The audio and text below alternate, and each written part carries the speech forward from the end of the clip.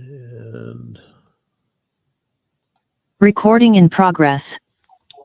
Excellent. Well, welcome to another Account-Based Friday. We got another great guest today. We've been doing this, Megan and I have been doing this for about a year now, and really excited to welcome GVP of Global Growth of Avante, Leslie Alore, who's going to be sharing her background. It's incredible. She's had an incredible journey. I think Leslie and I have known each other for 5 or 6 years now, and maybe even longer than that, Leslie. I lose track of time, but before we get into your formal introduction, each week we start off with a poll. And in this week's poll, it was a bit motivated by one of my clients who's trying to justify some headcount currently. And she asked me a really good question because she has to go to the CMO to say, hey, we really need ABX type person here beyond me to help out. And I started looking around for benchmarks, and I couldn't readily find benchmarks of how people title the account-based responsibility or job. And though there are 75,000 plus people on LinkedIn with account-based in their title, I figured I'd ask the question, how many of companies treat it as a job, a full-time job with that in your title, or is it a responsibility, meaning it's one of many things that a person is doing? Now, obviously, these LinkedIn polls don't give me the opportunity to ask company size. So you will see some people that had registered here, they were the oracles of the world that had populated this answer. But what surprised me the most was it really, the vibe that I picked up on this poll was it's really a responsibility, not necessarily a job in and of itself, calling it account-based. But I don't know, Megan, what was your reaction to this poll out of curiosity? Yeah, well, I was one of the people that voted 0. Even though our go-to-market is essentially exclusively account-based because we really know the universe that we need to engage. It's just marketing, right? It's just go-to-market. And so we don't call it that specifically. In fact, sometimes bringing up the word account can get people sort of wrapped around an axle that we don't want them wrapped around, because they'll be like, but it's persona-based. And I understand that. I think we're all saying the same thing. So sometimes words will get in your way as opposed to help. So I think we've seen this evolution away from account-based, all things account-based as a thing, as sort of a trend. And now it's really just become a natural go-to-market motion that if it is appropriate for your business, that's just what you do. And I don't think that's a bad thing, actually. I think that's a very good thing. And Leslie, we are delighted that you're here. And I think you may have a point of view on our poll, and also would just love to learn a little bit more about your role and your scope. It's really interesting. But what do you think about this? Does this ring true for you? Absolutely. Yeah. I'm actually happy to see a response like this because I completely agree with everything that you just said, Megan. I do think that companies that are doing this really, really well do treat account-based marketing experience, whatever you want to call it, as part of their go-to-market strategy. And that's certainly how we approach it here. The company I work for is Avante. We're an IT software organization. We're about $1 billion in revenue. We've got about 3,000 employees and 66 products, 40,000 customers. Nobody in my organization has an account-based marketing title, but I expect everybody every day understands that that is fundamental to our go-to-market strategy, and it drives what they're doing. You've got a really interesting go-to-market strategy there, Leslie. We were talking about it right before we went live, of kind of that mirroring or marrying of account-based and demand gen. And you're calling it sounds like precision demand generation or precision marketing. Tell us a little bit about what is it that you've done there? Yeah, so we call it precision demand marketing, and this is a term that you're starting to hear more in the industry. I think companies like Integrate are leaning into this pretty hard, but it's not about a technology, it's not about a vendor, but really what it is precision demand marketing is kind of the B2B name that you might apply to the way that B2C companies already market, which means it's about making the experience personalized to somebody's buying moment, right? So showing up with the right message at the right time, supported by data and the behaviors and activities of those individuals. And so it can exist in isolation of an account-based approach, but the way we approach is we say, okay, our go-to-market is based upon an account-based go-to-market. We understand the accounts that will deliver revenue for our business, and we're going to prioritize our go-to-market efforts across sales, across marketing, et cetera, against that specific set of accounts. But the experiences that we create are based upon the people that we're looking to reach in those accounts, and that's the precision demand marketing part of it. I really like that terminology, because I think one of the things that B2C has shown us is that you can be that precise at scale, that you can know an awful lot about the people that you want to engage and reach. What has been the most challenging element of kind of building that precision demand engine, and what did you do to sort of get over that challenge? Yeah, it's a good question. I'll tell you that it's been a change management journey, and I actually thought that that would be the most challenging part of it. It was kind of bringing every stakeholder within our go-to-market along for this ride. Actually, it turns out that people kind of naturally globbed onto it, really. I mean, when you talk about, when you can display, hey, we're already experiencing this in our consumer lives, and actually it's so ingrained in what we experience that we expect it. And we don't even notice it unless it goes wrong, right? Bad experiences that are off base and not personalized, feel wrong. And when they're done really well, it's almost an ambient experience. And that's what we're aiming for. So learning that muscle from a marketing perspective of how to create ambient personalization, as opposed to that like weird, creepy, hey, John, hey, Megan, I thought that you would love to buy this thing because you visited our website. That's not what that means, right?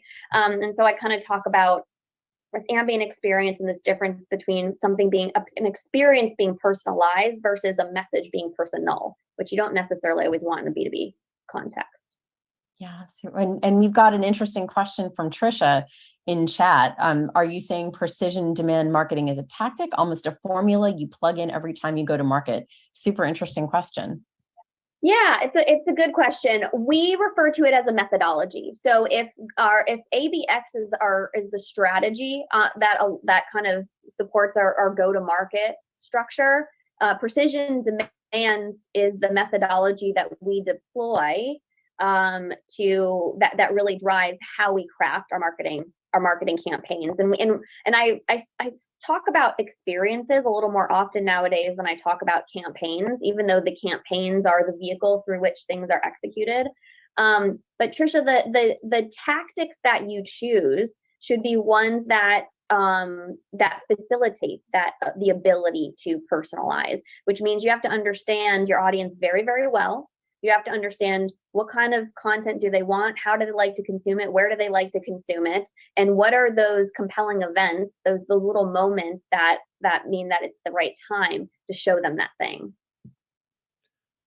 Thinking about your personalization there and what you said earlier, I think you have people in 13 different countries working on your team, and you're in a lot more countries than that. And thinking about the scalability aspect, a common issue that a lot of clients talk about as they're introducing, especially change management, is that they all run into that scalability wall. What have you done there that has kind of helped, or what have you learned as part of that process of trying to scale this approach?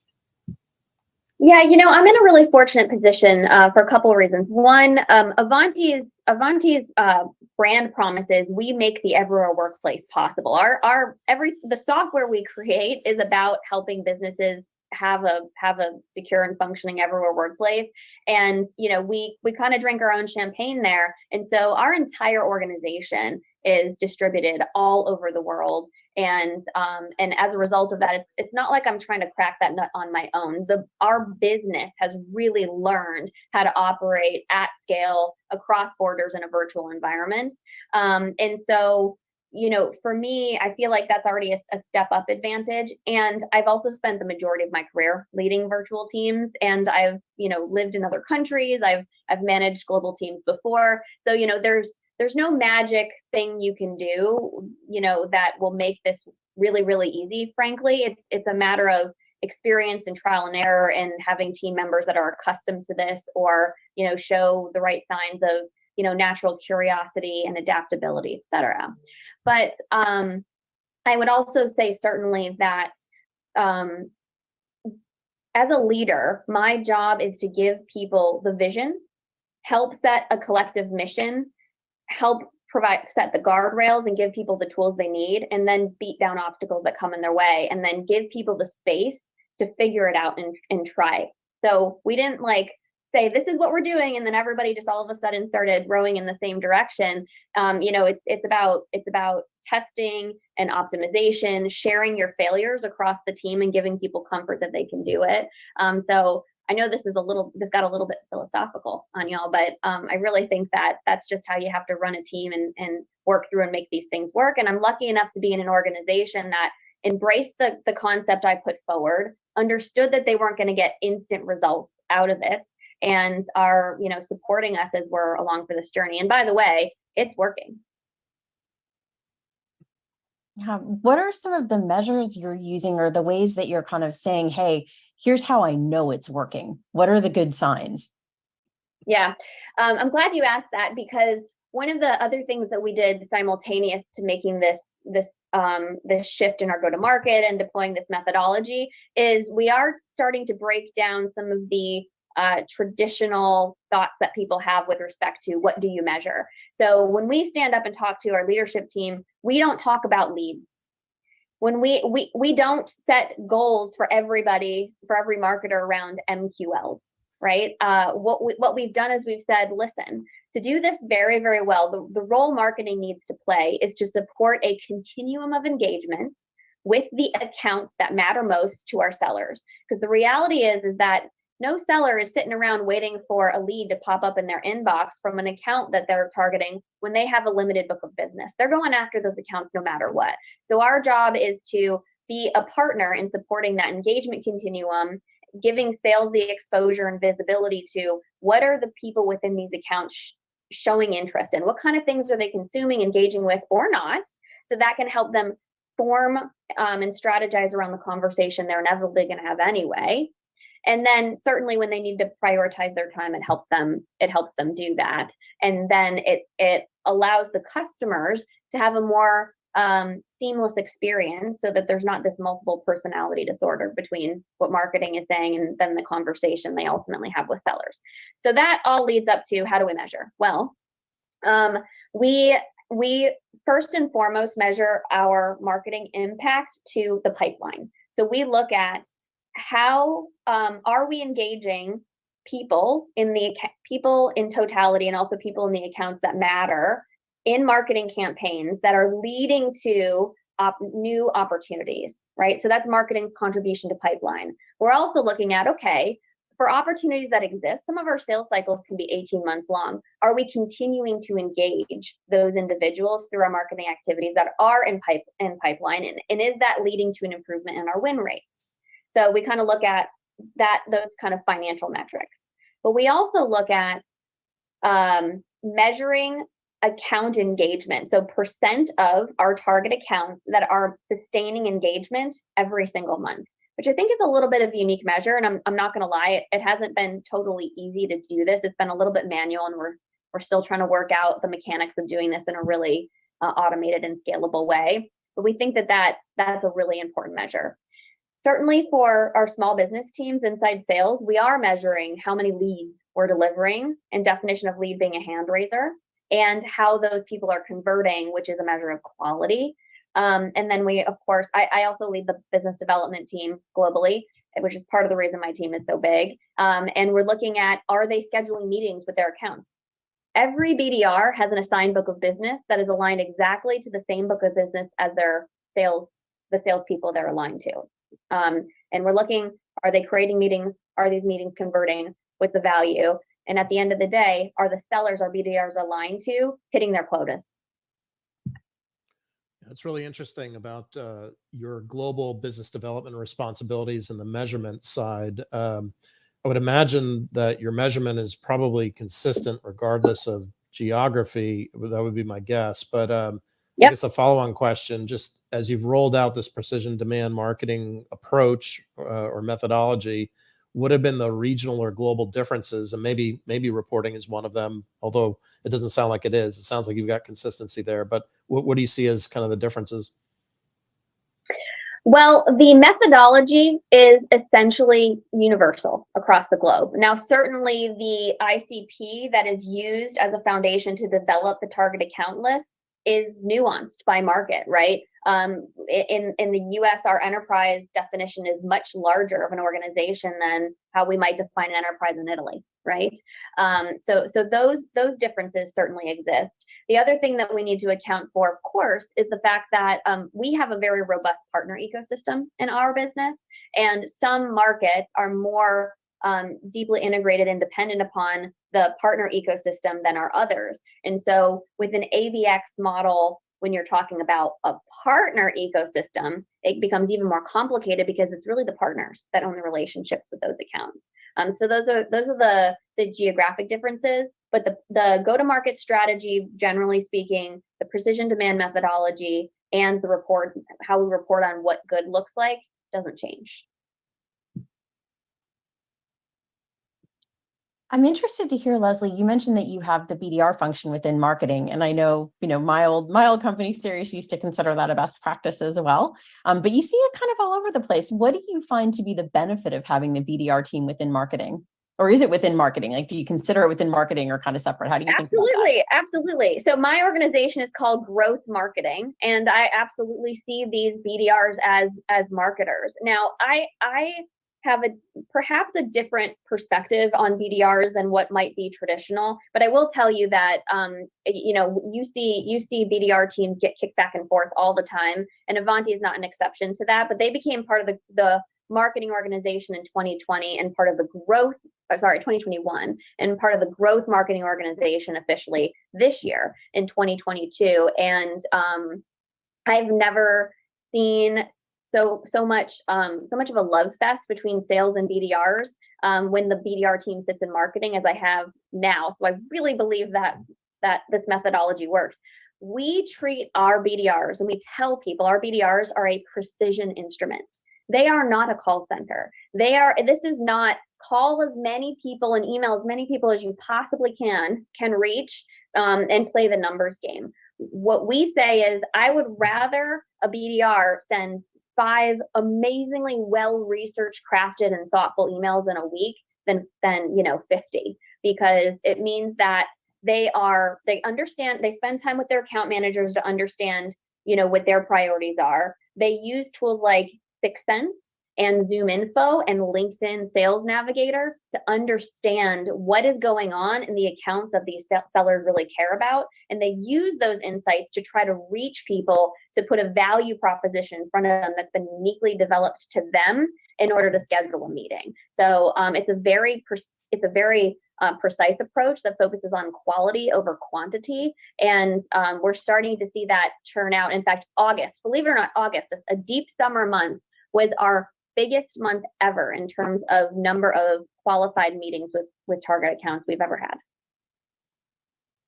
Wow, it's super interesting that it's your record metric there in this economic climate, global economic climate, which has so much uncertainty. And that actually was going to be my question of what are you seeing there in terms of the plans or the forecast? A lot of companies are now starting to look toward 2023. You're coming off a record month here. Sounds like you're still focused, and it might be your role too, is net new logo or growth as opposed to upsell, cross-sell. Or are you doing a little of both, or where are you seeing things?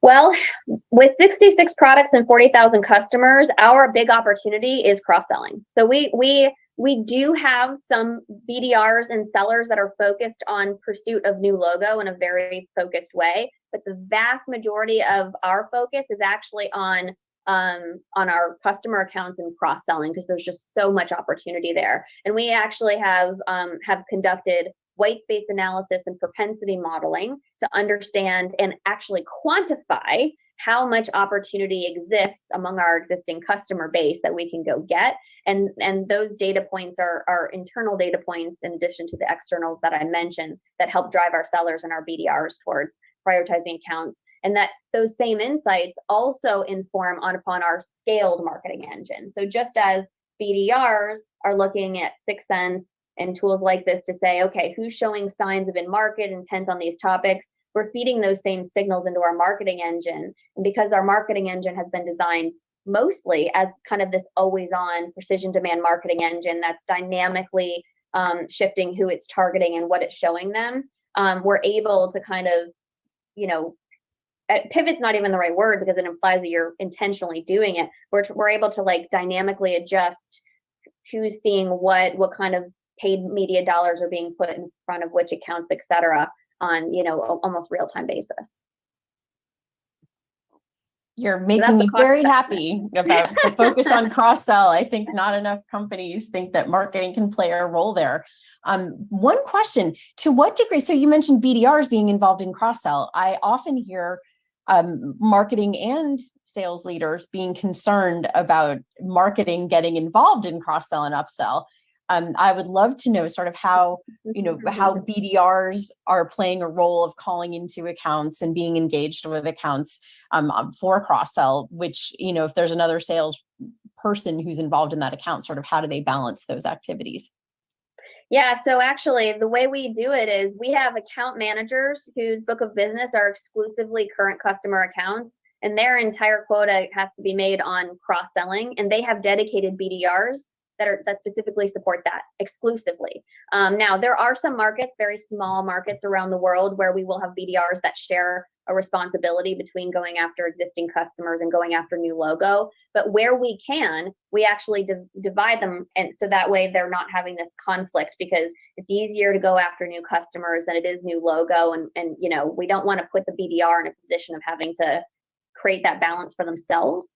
And so, yeah, and the way we structure is we have account teams. We have an account leader. In that account team, there's a CSM, there might be a renewals rep, and there'll be a BDR, and they're meeting on a regular basis as a pod saying, okay, here's what's going on in these accounts. Let's talk about what we're going to do. The BDR shows up and says, okay, here's what 6 Sense is showing me. I've done a little bit of research in LinkedIn or whatever, and these are the contacts I think I'm going to reach out to. What do you think? So absolutely the BDRs have a role to play. And then, that same principle extends again out to marketing more broadly.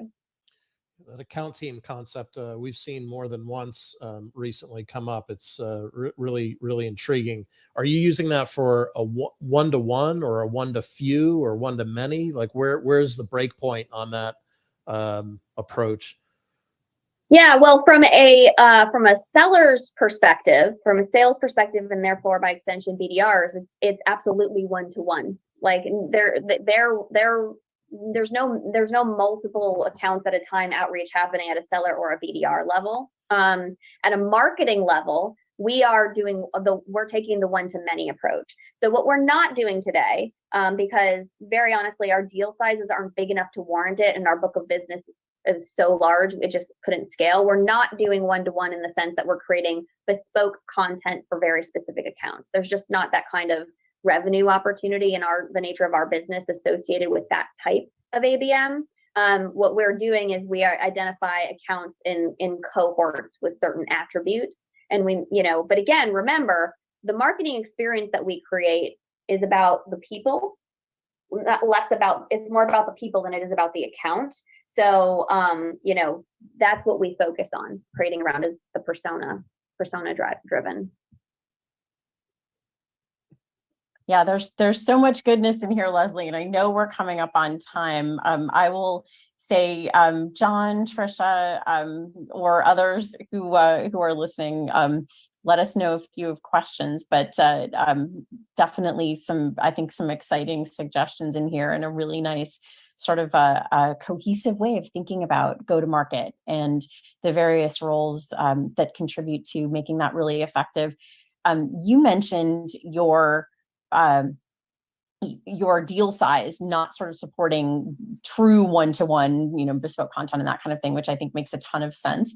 By focusing on cost of sale, have you actually been able to see that become more efficient and go down, or is that something that's work in progress? I appreciate the lens on that. Yeah, I would say that this is probably something that we're still fine-tuning as an organization. The go-to-market, we certainly put some principles in place as we structured our go-to-market, which is why we have enterprise teams and then we have commercial teams. And on the commercial side, when we're talking about going after small business, we don't deploy BDRs, again, because of the cost model. So we certainly constructed our go-to-market with that design in mind. I think now that we're nearly a year into it, well, 9 months and some change into it, we're starting to look to see, okay, did our hypotheses, are they starting to play out the way we expected them to? And we'll certainly continue to look at that and turn the dials as we move into the next year. But if, for your audience, if anybody ever wants to connect with me, feel free to reach out to me on LinkedIn, and I'd love to talk about this topic. Yeah, with that, fantastic, and we're just about at time here. Leslie, thank you for coming out today. Megan, any closing thoughts or comments or questions?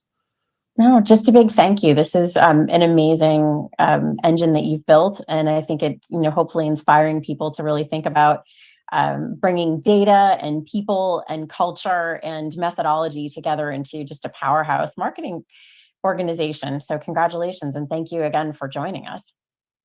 Thank you, guys. I really enjoyed being here today. Excellent. And next week we have Daryl Alfonso, who's run MOPS for Amazon Web Services.